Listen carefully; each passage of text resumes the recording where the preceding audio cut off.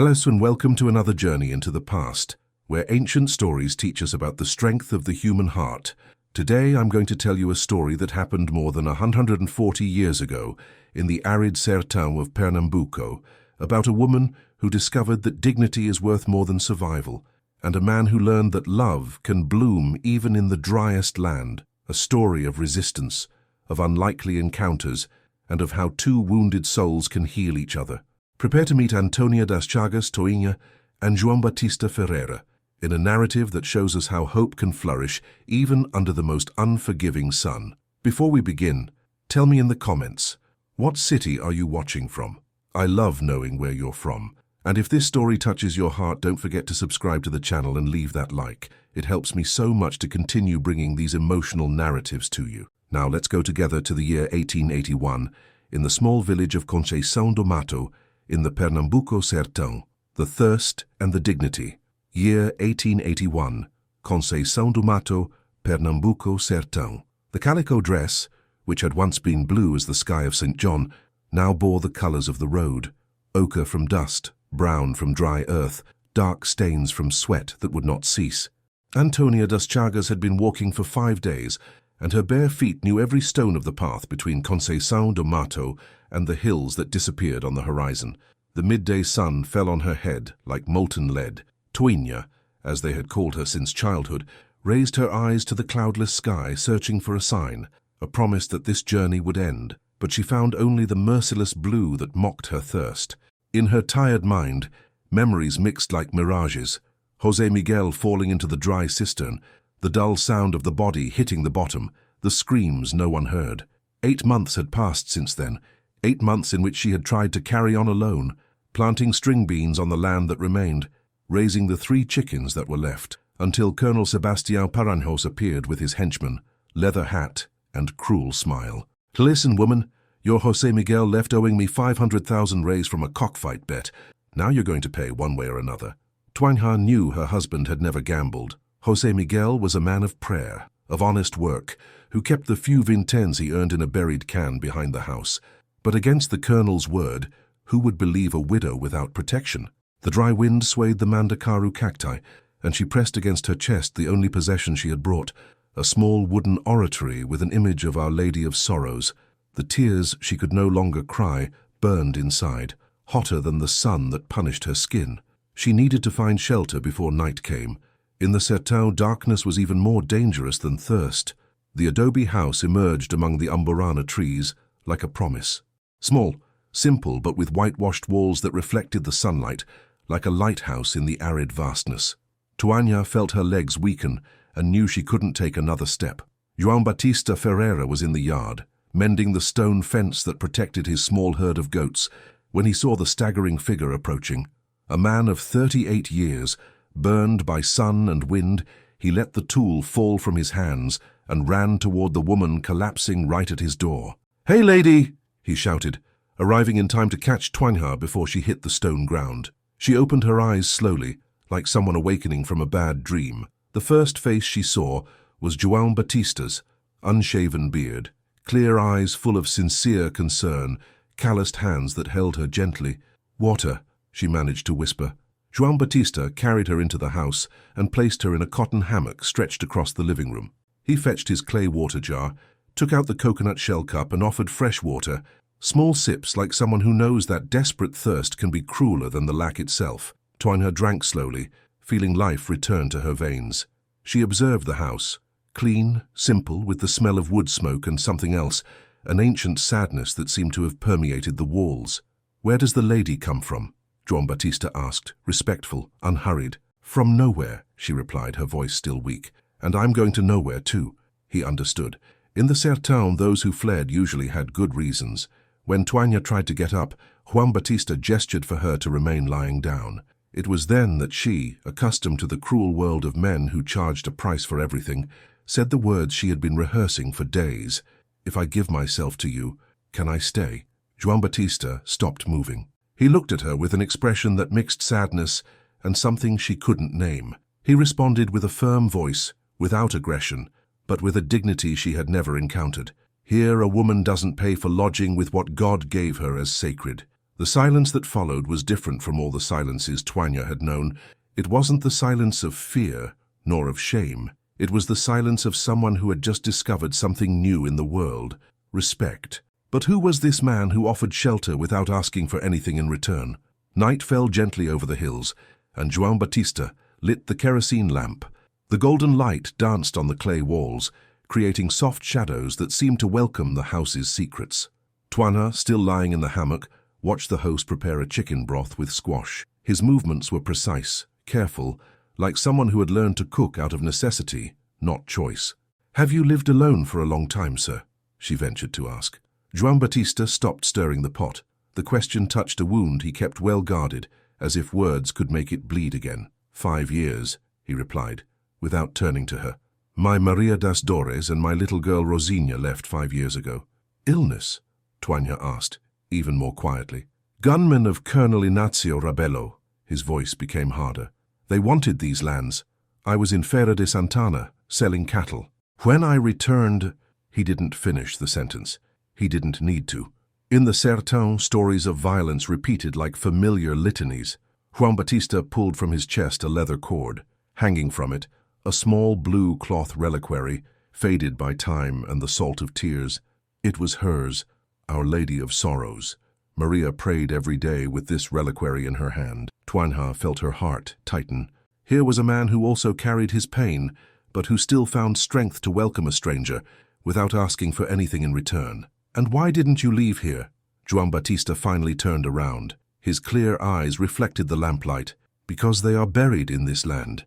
And as long as I live, no one else will take this land from those who love it." The broth was ready, and he served it in a clay bowl. Toigne ate slowly, feeling not just the food warming her body, but something more, the sensation of being in a place where dignity still existed.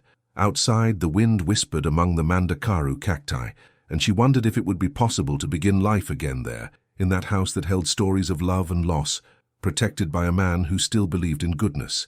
But how long would that peace last before her past caught up with her? The sun barely scratched the horizon when João Batista woke Toigne gently. She had slept the first peaceful night in weeks, lulled by the sound of crickets and the strange feeling of being protected. "We need to go to the village," he said, already dressed in his market clothes, raw cotton pants, white shirt and leather hat. "If you fled from someone, it's better we resolve this properly." The journey to Conceição do Mato took 2 hours. João Batista mounted on his Russian mare, Toigne on the back, feeling for the first time in many days that she wasn't alone in the world. The village bustled with the movement of the market. Sellers of rapadura candy, flour, fabrics and tools occupied the dirt streets. The smell of roasted meat on spits mixed with the aroma of freshly roasted coffee. João Batista led Toigne directly to Venancio Telis's store, a fat, sweaty man who controlled much of the local commerce. He was also known as the main ally of Colonel Sebastião Paranhos in the region. "Toigne," exclaimed Venancio when he saw her enter, "the colonel's been looking for you.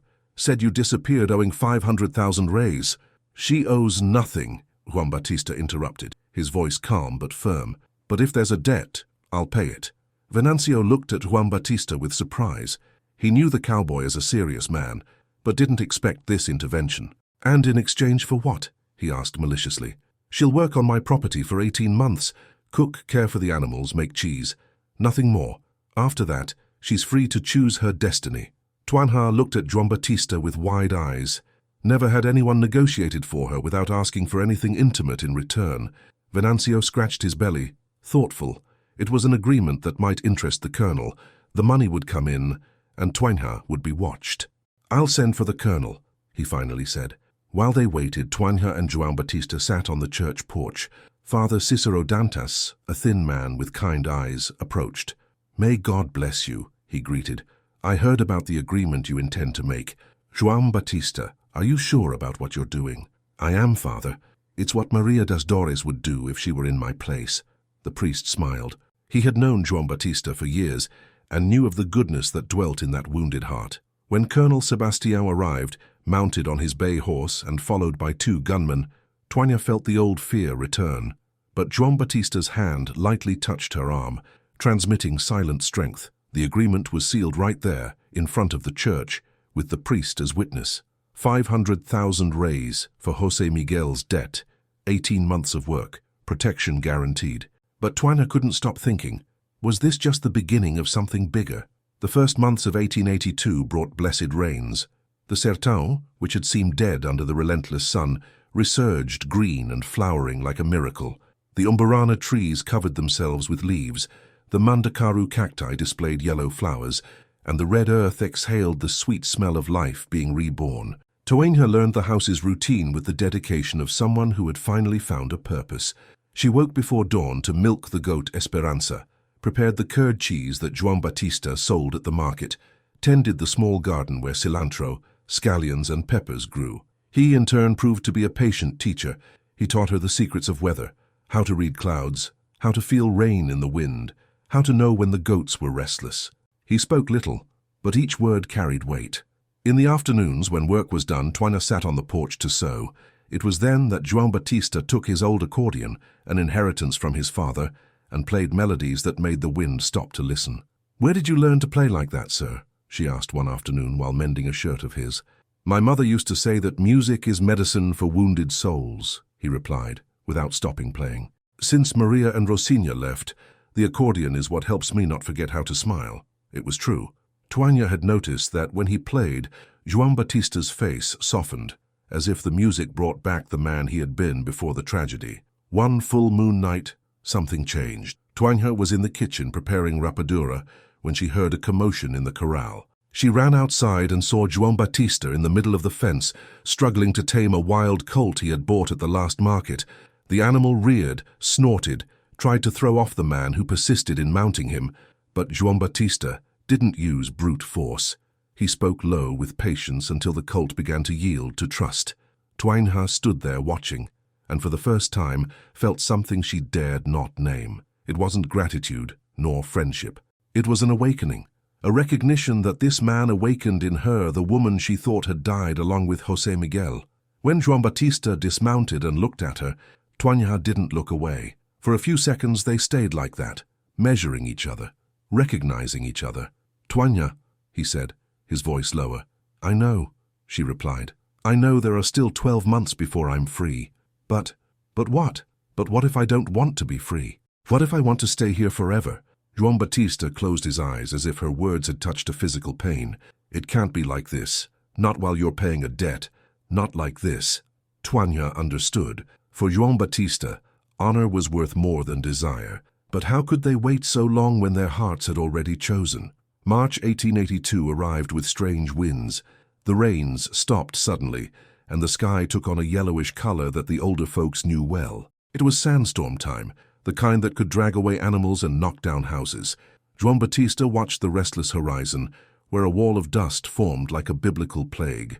"Toinha, gather the chickens and close the house tight," he ordered, while running to the corral. "I'm going to pen the goats in the shelter." The wind started slowly, but within minutes it was howling like a wounded animal. Red sand flew in whirlwinds, darkening the day as if night had arrived by surprise. Toinha struggled to close the wooden windows, but dust entered through the smallest cracks, covering everything with a thick blanket. Outside, she heard João Batista's shouts trying to guide the animals. Suddenly, the shouts ceased. Toinha felt her heart stop. Without thinking twice, she tied a cloth around her face and went out into the storm, following the sound of the goats bleating. She found João Batista buried up to his waist in a ditch that the windstorm had opened. He was trying to free himself alone, but the sand, heavy as cement, kept him trapped. "João Batista!" she shouted over the howling wind. Together they fought against time and against nature's fury. Toinha dug with her hands, he pushed with his legs, until he finally managed to free himself. They stumbled back to the house, embraced, protecting each other against the fury of the elements. When they managed to close the door, they were covered in dirt from head to toe, gasping, alive. It was then that it happened.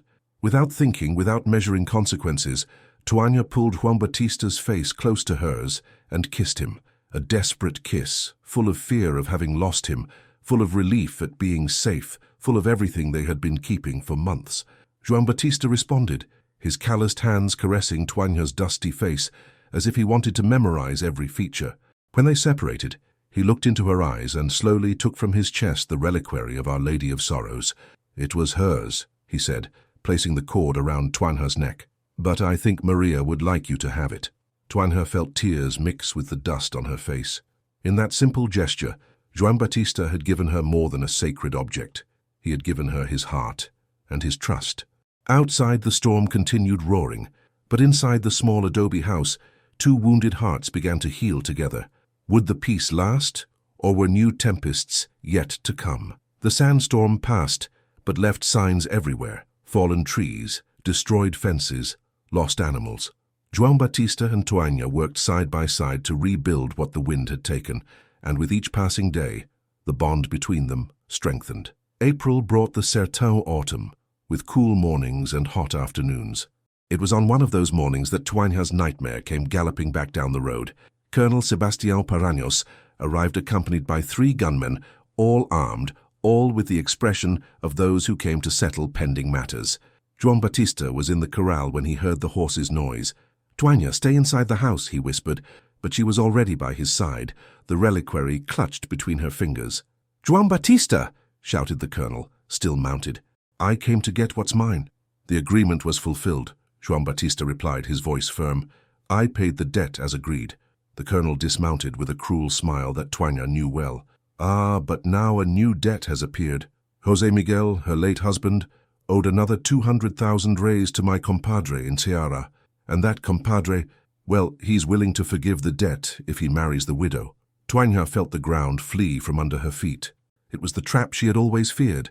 No matter how much they paid, new debts would always appear, new demands. "That's a lie," said João Batista, taking a step forward. "José Miguel didn't owe anything to anyone. Can you prove it?" The colonel laughed. "The word of a widow against mine?" It was then that Tuanha did something that surprised everyone.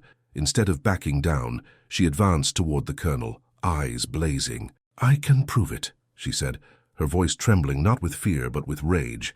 "Yesterday I spoke with Father Cicero Dantas. He knew my José Miguel since he was a boy. José Miguel was devout, went to Mass every Sunday, confessed his sins. The priest told me that José Miguel never bet a single penny in his entire life." The colonel frowned. He didn't expect resistance from the woman who months before had fled like a hunted animal. "Priest's word against colonel's word," he murmured, but Tuanha hadn't finished. "And more," she continued, taking a folded paper from her dress pocket. "The priest gave me this. It's a letter that José Miguel wrote to him last year, asking blessing for our plantation. It's here in his own handwriting. Father, you know I never bet even a vintém, because what belongs to the family is sacred." The silence that followed was tense as a viola string before breaking. The gunman looked at the colonel, waiting for orders, but Sebastião Paranhos had lost his main weapon, the lie. "Very well," he finally said, his voice lower, "but the girl still owes me obedience. The agreement was for 18 months of work, and she'll fulfill it," declared João Batista, "but working here under my protection." The colonel mounted his horse again, but before leaving, he fixed his eyes on Tuanha. "This isn't over, woman. Nobody makes a fool of me without paying the price." After the horseman left, Tuanha collapsed in the hammock, trembling. João Batista sat beside her and took her hands. "What you did was very brave," he said. "It wasn't bravery," she replied. "It was desperation. He won't give up, João Batista. Men like him never give up. Then we'll have to face him properly next time." Tuanha looked at him, not understanding. "How so?" "Next time he comes, we won't be alone." But what plan was growing in João Batista's mind? João Batista's plan was simple and audacious. Use the Sertão's own social structure against Colonel Sebastião. In the 1882 Sertão, public opinion still had weight, especially when endorsed by the church. The following week, João Batista went from house to house, talking to the village women.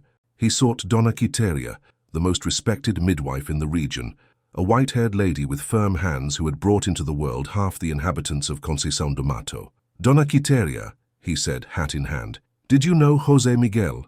"Of course, João Batista. I delivered that boy when he was born. Never saw a more God-fearing creature. Why do you ask?"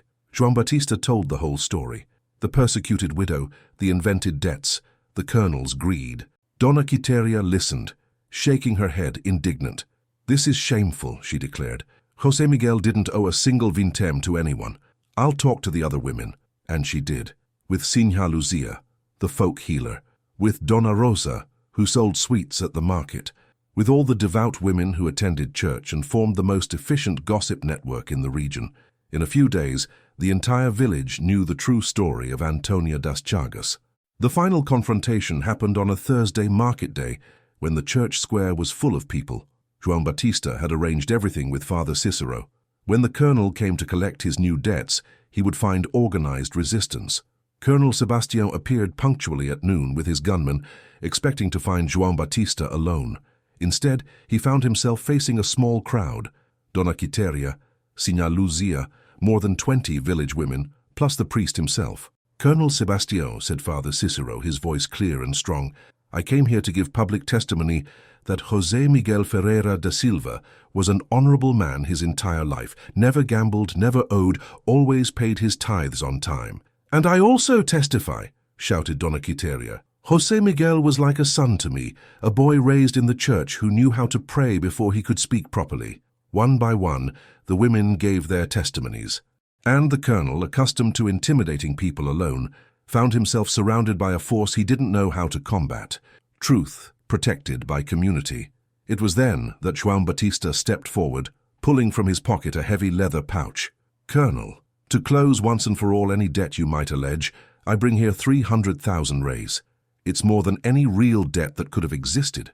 The colonel looked around. He had two options: accept the money and maintain some dignity, or insist on collection and become a laughingstock throughout the region. He chose the first. "Very well," he said, taking the leather pouch. "Let's consider all debts settled." He mounted his horse and left, followed by the gunman. He didn't look back. Tuanya, who had watched everything from afar, approached João Batista. Her eyes shone with gratitude and something more. "How did you manage to gather so much money?" she asked. "I sold 3 steers and my Russian mare," he replied simply. "But why? You barely knew me when you made the first agreement." João Batista looked at her, at the women who still surrounded them, at the priest who smiled proudly. "Because some things are worth more than money, Tuanya, and dignity is one of them." There in the church square before the entire community, Tuanya understood that she had found not just a protector, but a man whose values aligned with her own essence.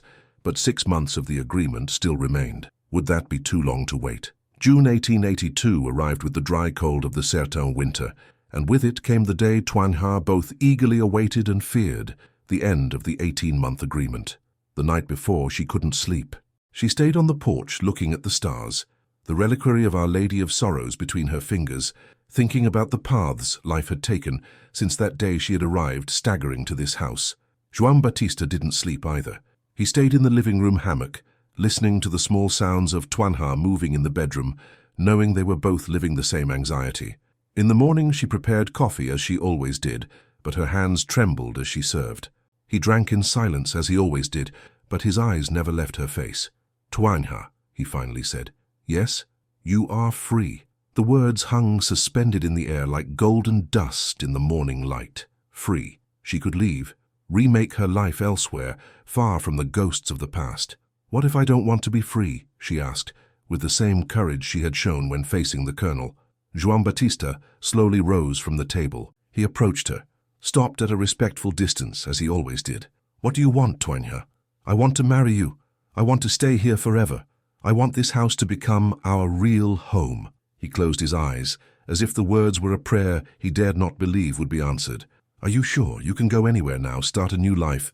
"I already started a new life," she interrupted him. "Here, with you." "João Batista, you taught me there's a difference between surviving and living. Before I only survived, now I want to live." He opened his eyes, and she saw tears he was trying to hide. "Then let's get married." The wedding was set for the first Sunday in July, at the Church of Our Lady of Conception. The entire village attended. After all, the story of João Batista and Tuanya had become legend in the region. Dona Quiteria made the wedding dress, white cotton fabric with handmade lace. Sinha Lucia prepared buriti fruit candy for the wedding. Father Cicero conducted the ceremony with tears in his eyes, happy to see 2 wounded hearts heal each other. At the celebration that followed, João Batista played accordion for the first time since his first wife's death, and Tuanya danced for the first time since José Miguel's death. But the most important thing happened in the months following the wedding.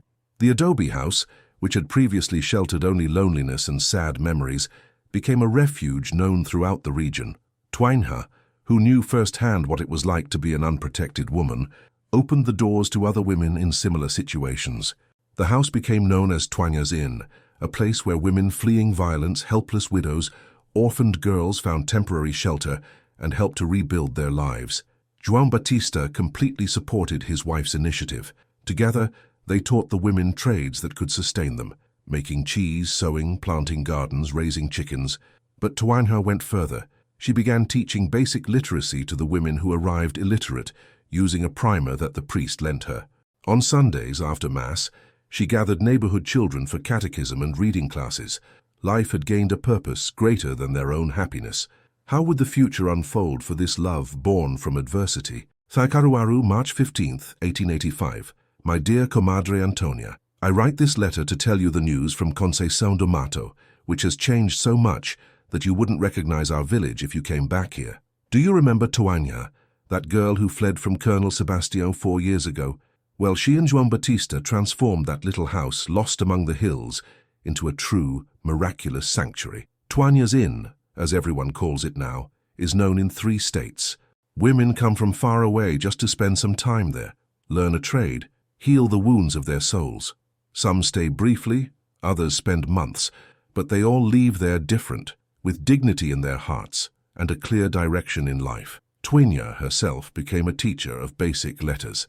They built a small room at the back of the house where she teaches the girls from the surrounding area to read and write. She says that a literate woman doesn't let herself be fooled so easily. And João Batista, our comadre, that man was resurrected. He became the most respected cowboy in the region. People come from far away to ask his advice about cattle raising, about planting seasons, about reading the weather. They say he talks to the animals and they understand. Do you know what else changed? Venancio Teles, that fat man who was the colonel's ally, lost almost all his clientele. The village women stopped buying from his store after we learned how he helped Sebastião persecute poor widows. He ended up leaving last year with his tail between his legs. In his place came Seu Raimundo, an honest man from São Caetano, a family man who treats everyone with respect. The market now is a different place, happier, fairer. And Colonel Sebastião? He met the end he deserved. He lost political influence after the story spread of how he invented debts to steal land from widows. They say he's drinking heavily and that his own relatives have distanced themselves from him. Divine justice always comes, comadre, even if it's delayed. But what moves me most is seeing Tuanha and João Batista together. They built a love solid as mountain stone, based on respect and trust. It's not one of those fiery loves that burn out quickly, but one of those that warm the soul for the rest of life. In their house, there's a beautiful oratory with 2 saints, Our Lady of Sorrows, who belonged to João Batista's first wife, and Our Lady of Conception, which Tuanha had brought from Caruaru. They share the same niche, protecting that blessed family.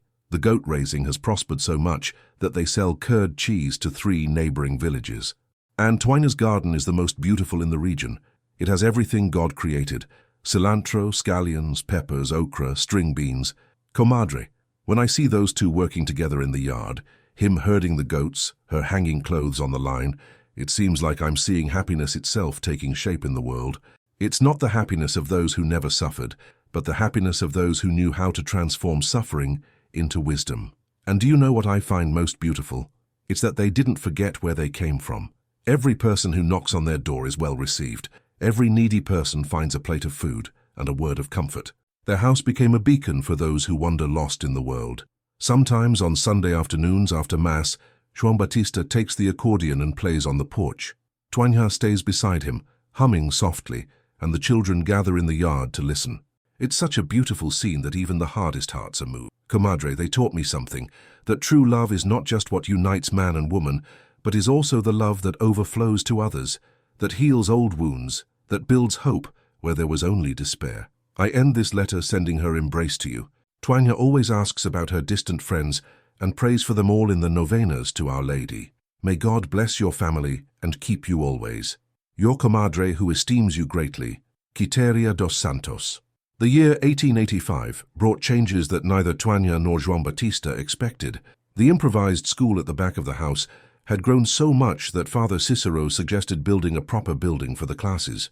Tuanha, he said one March afternoon, there are already 23 girls attending your lessons, and the mothers are asking you to teach the boys too. We need to think of something bigger. Tuanha was in the yard, teaching 3 refugee women to make ash soap. She stopped what she was doing and looked at the priest with interest. Are you suggesting a real school, Father? I'm suggesting you become an official teacher, I spoke with the provincial school inspector. He can come here to test you and if you pass, give you a letter of appointment. João Batista, who was listening to the conversation while mending a fence, approached. Father, that would be a miracle for our region, but where would we get money to build a school? I've already thought of that, the priest smiled. What if we organized a campaign? Each family contributes what they can, money, materials, work, and I'll write to the bishop asking for help. The idea excited everyone. Within a few weeks, the campaign was organized. João Batista donated wood from an old house he had dismantled. The new merchant, Seu Raimundo, contributed nails, hinges, and paint. The women organized to make food for the men who would work on the construction, but it was Tuanha who had the most important idea. What if the school also served to teach trades? The girls could learn to sew, embroider, make sweets to sell. The boys would learn carpentry, improved agriculture. Tuanha, said João Batista, amazed. You're thinking of training people to live better. Exactly. It's no use just knowing how to read and write if you don't have a way to earn an honest living. The project grew and gained support from other villages. In June, when the small school was inaugurated, there were people from far away to see this unique initiative in the Sertão. The building was simple: 2 classrooms, a sewing workshop, and a small library with books donated by the bishop, but it represented something revolutionary: practical education for children of rural workers. At the inauguration celebration, there was a solemn mass, accordion music, and quadrille dancing. João Batista played Asa Branca, while Tuanha, dressed in her best blue calico dress, no longer faded but new and well cared for, cut the inaugural ribbon. Who would have thought, murmured Dona Quiteria to Sinha Lucia, that fugitive girl would become a teacher and school founder? God writes straight with crooked lines, replied the healer. Sometimes we have to go through the darkest valley to find the highest mountain. That night, when the guests left and the house returned to silence, Tuanha and João Batista sat on the porch to contemplate the result of 4 years of work. Do you regret anything? He asked, taking her hand. Running away that day? Never. If I hadn't run away, I never would have found you. And I regret paying that invented debt, smiled João Batista. It was the best investment I ever made in my life. They laughed, and the sound mixed with the cricket song and the whisper of wind in the umburana trees. But there was still one dream they both kept in their hearts. Would it be possible to realize it? By the end of 1885, when the school had been functioning for 6 months and served more than 40 students, Tuanha began to notice signs she knew well: morning nausea, drowsiness, a different sensitivity in her breasts. She was pregnant. The discovery brought a mixture of joy and fear. Joy because she and João Batista had talked many times about having children, but always with the caution of those who had already lost much in life. Fear because at 29, she knew that not all pregnancies ended well in the Sertão. She told Dona Quiteria first, who examined her with expert hands and confirmed the suspicion. You're 4 months along, announced the midwife. And by the way you're carrying, it's going to be a strong boy. How do you know it's a boy, Senora? 42 years delivering babies, my child. The pointed belly, the color of your face, the way you're carrying. It's a boy, yes. Tuanha left Dona Quiteria's house walking slowly, her hands instinctively protecting the belly that didn't yet show. How to tell João Batista? How would he react to the possibility of being a father again after the tragedy he had lived through with Rosinha? She found him in the corral vaccinating new kids. She approached slowly and stood watching him work. He had a natural way with small animals, picked them up gently, spoke softly to calm them. João Batista! He raised his eyes, saw the expression on her face, and immediately dropped what he was doing. Did something happen? Something did happen. Something good. Very good. She took his calloused hand and placed it on her belly. You're going to be a father again. João Batista remained motionless for a few seconds, processing the information. Then, slowly, he knelt in front of Tuanha and put his ear to her belly. Are you sure? He asked, his voice choked with emotion. Dona Quiteria confirmed it. 4 months. A strong boy. João Batista embraced Tuanha's waist and stayed like that for long minutes, crying silently, crying with joy, with fear, with renewed hope. He'll be born in a house full of love, he finally said, with a teacher mother, a working father, and an entire community to protect him. And he'll know his sister Rosinha through the stories we'll tell, Tuanha added. She'll always be present in his life. During the following months, the entire village accompanied Tuanha's pregnancy as if it were a community event. The school students made diapers and little clothes in sewing classes. Donna Quiteria prepared special teas to strengthen the expectant mother. João Batista built a crib from angico wood, carving mandacaru flowers on the headboard. But the greatest gift came from where they least expected it. Father Cicero brought a letter from the bishop, communicating that the school had so impressed the authorities that they would receive official funding from the province for expansion. "This means," explained the priest, "that you can hire more teachers, buy new books, maybe even build a larger library." "Father," said Tuanja, her hand on her already rounded belly, "when this boy is born, he'll grow up in a better world than the one I grew up in. That's worth more than all the gold in the world." And it was true. The seed planted by two wounded hearts was germinating into something much bigger, an entire community transformed by the example that it's possible to start over, that it's possible to build happiness on the ashes of pain. But the most important moment was still missing, the birth of the child who would definitively seal the union of Tuanja and João Batista. March 1886 arrived with the first rains of the season, and Tuanja was in her 9th month of pregnancy. Her belly had grown so large that she could barely get up from the hammock without help, but she insisted on continuing to teach at the school. "Tuanja, you need to rest," João Batista insisted every morning. "The girls are learning to do addition and subtraction," she stubbornly replied. "I can't stop now." It was a Thursday afternoon when the contractions began. Tuanja was explaining the letters of the alphabet to a group of children when she felt the first sharp pain in her back. "Girls," she said, trying to disguise the pain, "today we'll stop early. Go home and tell your mothers there won't be class tomorrow." The children scattered, and Tuanja was left alone in the school, leaning on the desk, breathing deeply. Another contraction, stronger than the first. João Batista found her like that when he came to get her for lunch. "Is it time?" he asked, eyes wide. "I think so," she replied, trying to smile. "Send for Donna Quiteria." The next hours were the longest of João Batista's life. Donna Quiteria arrived loaded with clean rags, hot water, and herbal teas. She expelled João Batista from the room with a firmness that brooked no discussion. "A man's place during birth is praying in the living room," she declared. João Batista obeyed, but couldn't stay still. He paced back and forth, picked up the accordion and put it down, tried to read the almanac and couldn't concentrate. With each moan that came from the room, his heart tightened. Sinha Lucia arrived to help Donna Quiteria. Then other village women came. The house filled with feminine solidarity, with that ancestral wisdom that transformed birth into a community ritual. Night fell and Tuanja's moans intensified. João Batista knelt before the oratory and prayed as he had never prayed in his life, asking protection for his wife and for the child who was coming. "Our Lady of Sorrows," he murmured, clutching his rosary, "you who know a mother's pain, protect my Tuanja in this hour." It was almost midnight when the strong, healthy cry of a baby broke the silence of the house. João Batista jumped up, his heart beating irregularly. Donna Quiteria appeared at the bedroom door with a broad smile on her face and a bundle of rags in her arms. "João Batista," she announced solemnly, "come meet your son." "Son." The word echoed in his soul like a blessing. He approached slowly, almost unable to believe that this moment had arrived. The baby was small, wrinkled, perfect. He had his mother's dark hair and clear eyes that already promised to be like his father's. He cried with strength, announcing to the world that he was alive and well. "What will you call him?" asked Donna Quiteria. João Batista looked at Tuanja, exhausted but radiant in bed. They had already talked about this. "Miguel," she said, her voice weak but firm. "Miguel Batista, in honor of the two important men in my life." "Miguel Batista Ferreira," repeated João Batista, testing the name.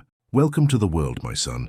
When he held the baby in his arms for the first time, João Batista felt something he hadn't experienced in 7 years, the certainty that it was possible to be completely happy again. Outside, the first drops of March rain began to fall, blessing the parched earth and announcing a new time of abundance and prosperity. But would the conquered happiness resist the challenges yet to come? 5 years had passed since Miguel's birth. It was January 1891, and the child ran through the schoolyard playing with other children, his laughter mixing with the bustle of classes happening in nearby rooms. Tuanja, now 35 years old, had become one of the most respected women in the Sertão. Her school served more than 100 students of various ages, and her former students were already teaching in other villages in the region.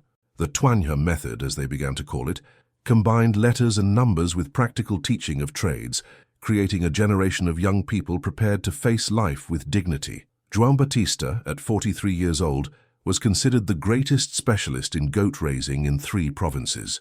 His management technique during droughts had saved entire herds, and he was frequently called to give consultations on distant farms.